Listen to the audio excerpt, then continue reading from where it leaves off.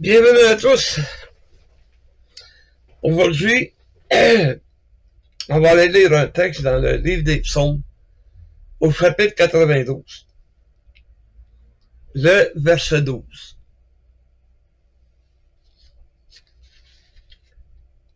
Psaume 92.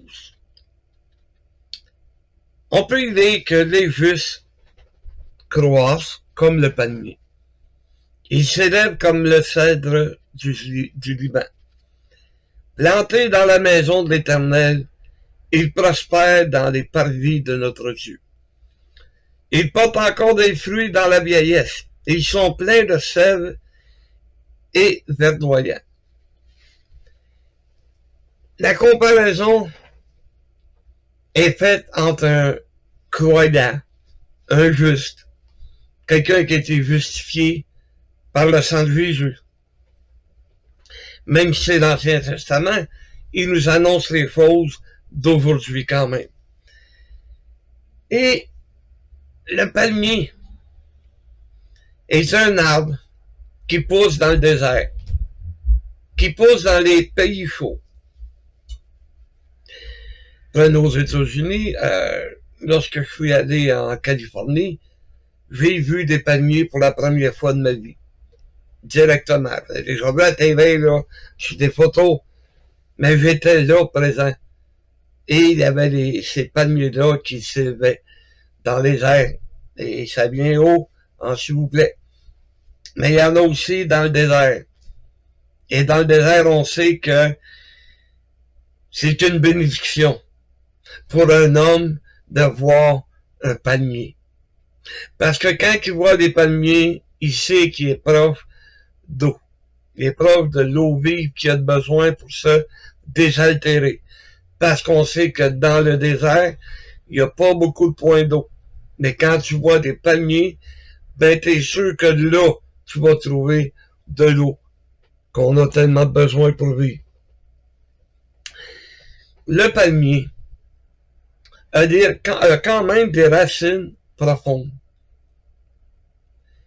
Il est près de l'eau, il est à côté de l'eau, mais il a besoin d'enfoncer ses racines. Parce que il y a beaucoup de tempêtes, il y a beaucoup de vents violents, des tempêtes de sable.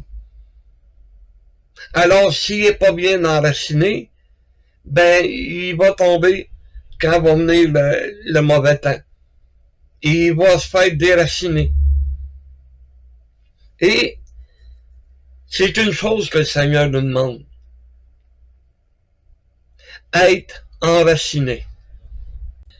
Le livre de Colossiens, au 2e chapitre, à partir du verset 5.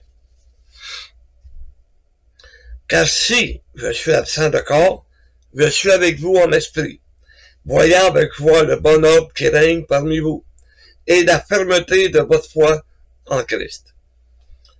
Ainsi donc, comme vous avez reçu le Seigneur Jésus-Christ, marchez avec lui.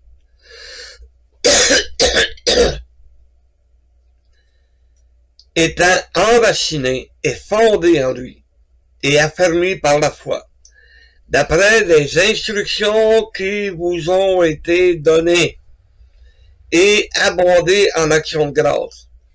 Prenez garde que personne ne fasse de vous sa proie par la philosophie et par une vaine tromperie, s'appuyant sur la tradition des hommes et sur les rudiments du monde et non sur Christ. Alors on voit, il faut qu'on soit enraciné. On a reçu des instructions, c'est-à-dire des enseignements, ou c'est le mieux la doctrine du Seigneur Jésus, et il nous a laissé la parole de Dieu. Il nous a laissé ce que Dieu attendait de chacun d'entre nous. Alors, il faut qu'on soit enraciné, parce que le diable va tout faire. Il va tout faire, il va même essayer toutes sortes de trucs. Il va envoyer des philosophes. Il va envoyer des faux prophètes. Ils vont envoyer des faux pasteurs pour que justement ils puissent nous déraciner. qui puisse enlever les racines profondes qu'on a dans la parole de Dieu. Si on n'est pas enraciné comme le Seigneur demande, on va tomber.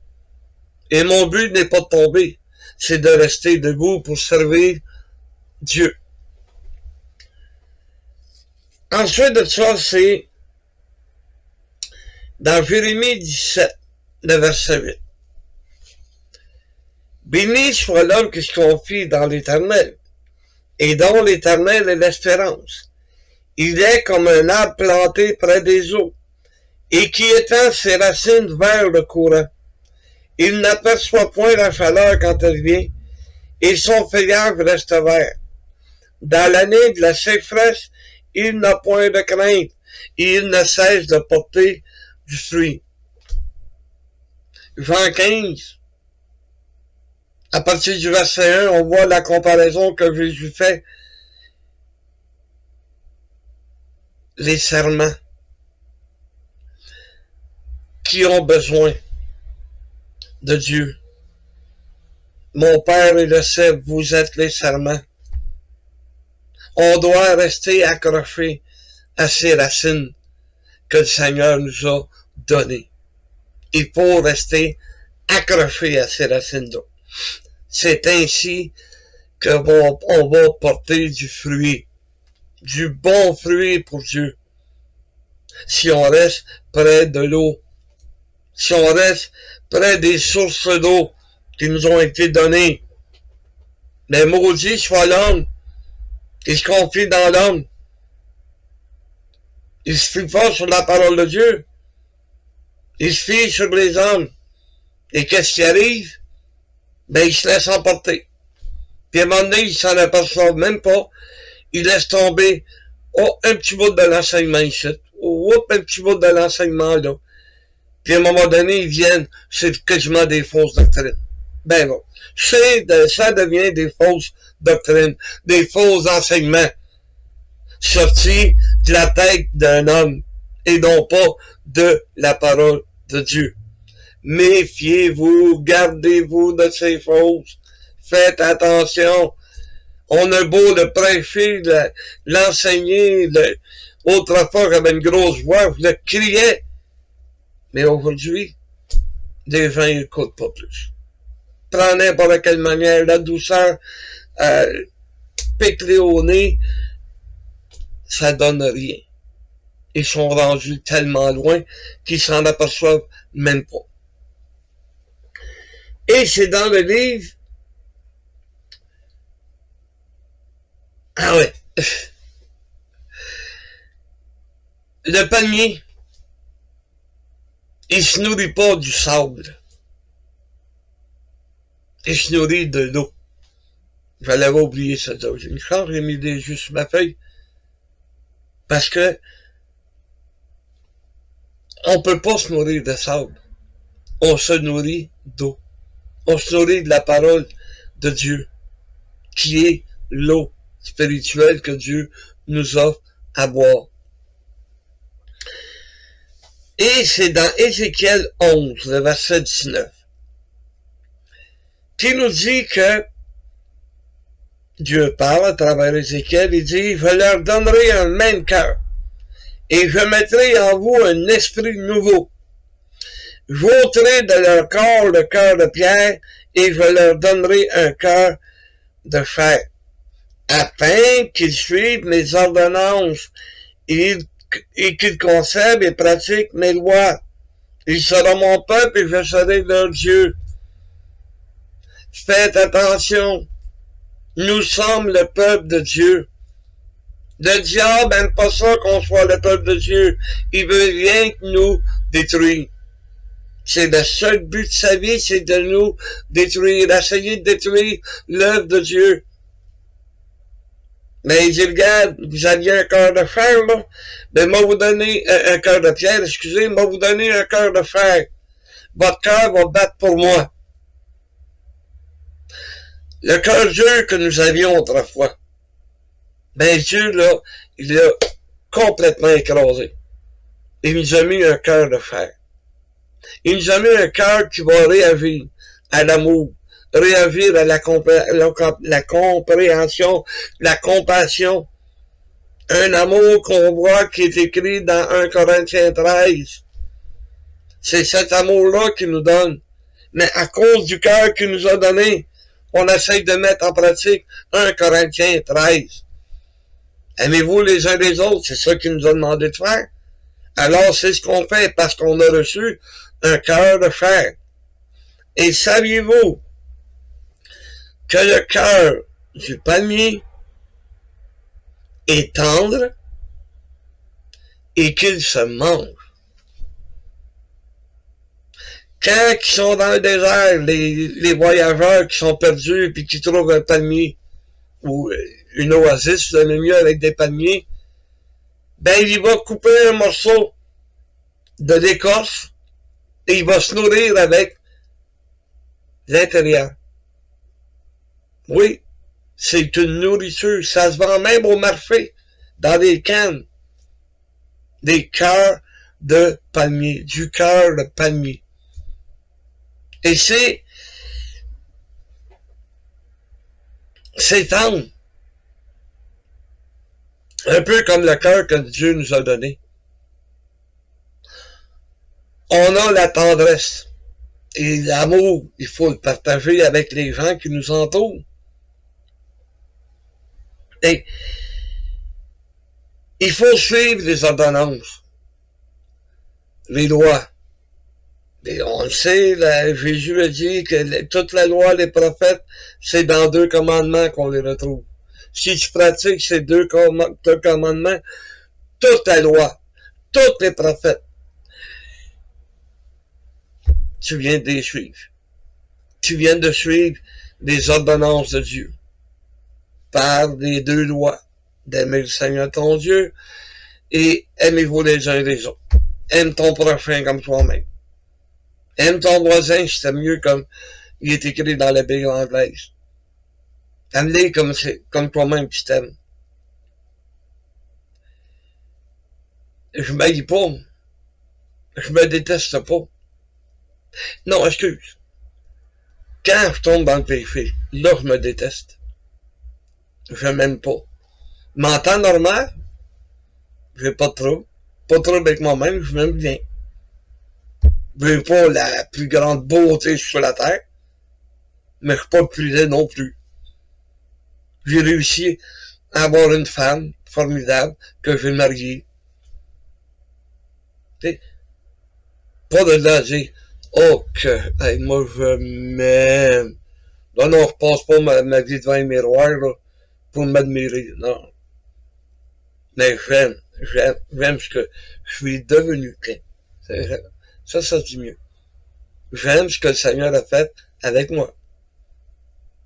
Je me déteste, c'est quand le péché s'est emparé de moi. Là, je m'aime pas. Donc, le palmier, non, c'est peu. OK. Dieu nous a choisis. Il veut que nous soyons le guide du voyageur. C'est l'apôtre Pierre qui dit qu'on est étranger puis voyageur sur la terre. D'accord? Mais le chrétien, comme le palmier, doit être un guide. Il doit annoncer l'évangile. Il doit annoncer la bonne nouvelle. Il doit annoncer que Jésus est mort et ressuscité pour te sauver. Pour nous sauver. C'est ça, le guide que nous devons être. C'est un peu ce que l'apôtre Paul dit dans 1 Corinthiens 9, le verset 16. Regardez bien.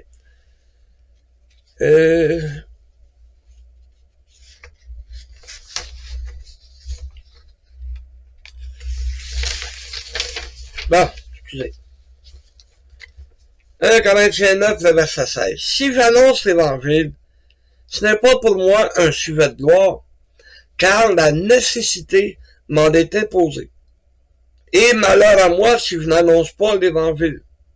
Si je le fais de bon cœur, j'en ai la récompense. Mais si je le fais malgré moi, c'est une charge qui me conquiert.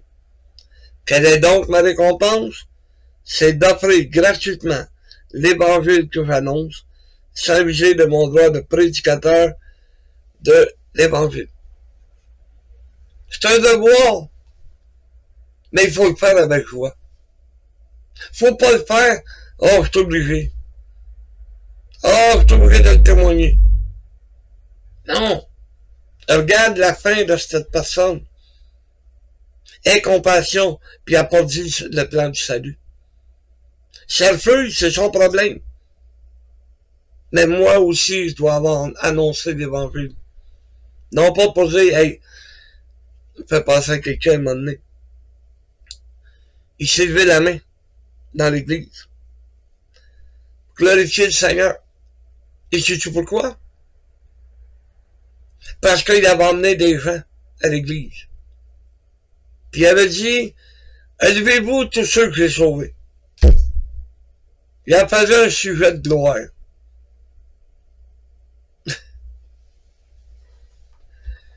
J'ai jamais calculé combien de personnes j'ai conduit au Seigneur.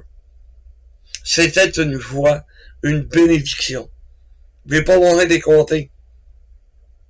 J'ai fait ce que Dieu avait mis sur mon chemin, le travail. J'ai travaillé pour Dieu, je continue à le faire. Puis je vais arrêter la journée où je n'aurai plus de souffle. La journée où je cacherai le pied dans la tombe, là j'arrêterai. Mais pour l'instant, j'ai un travail à faire et je le fais avec joie.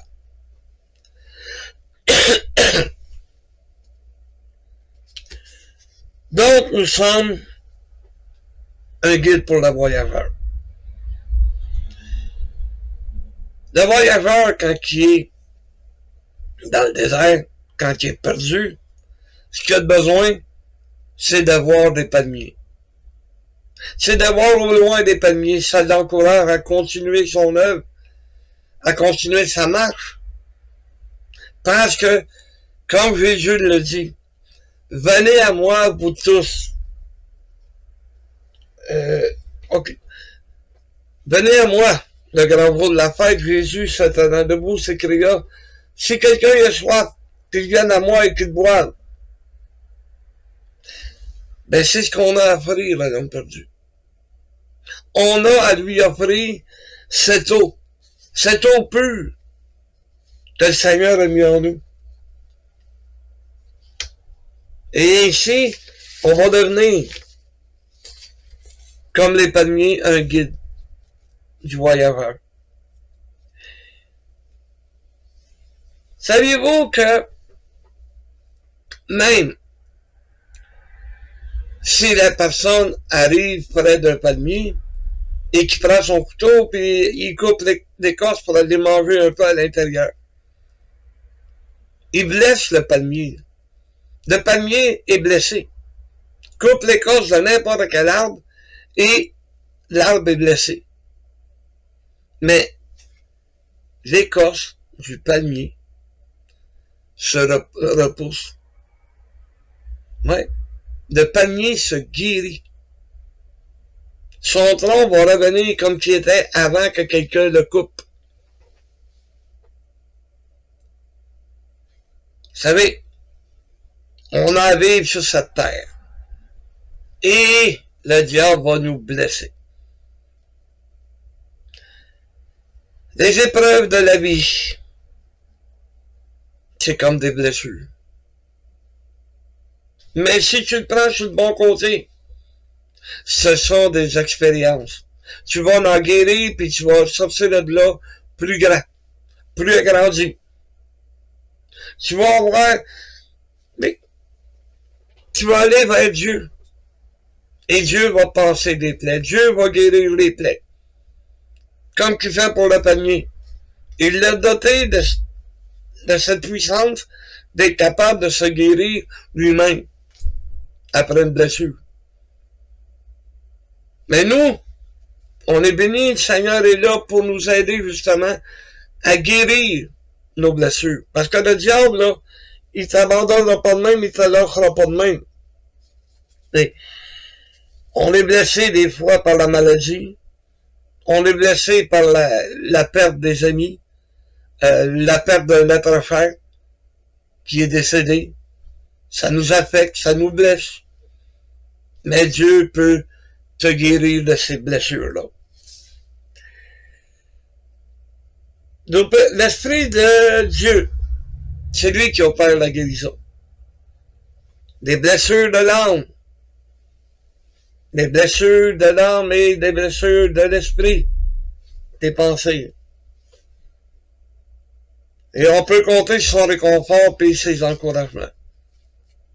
Parce que,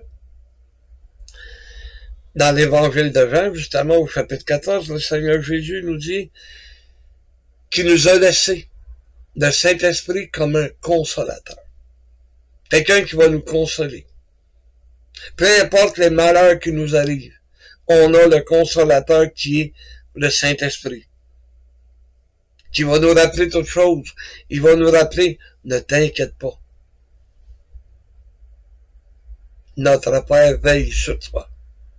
Ah ouais, c'est ce qu'il nous dit. Le palmier, c'est un symbole de victoire.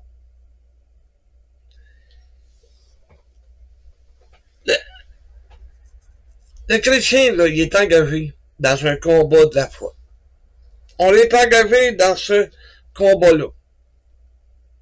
La foi compte, j'aimerais bien ça le voir.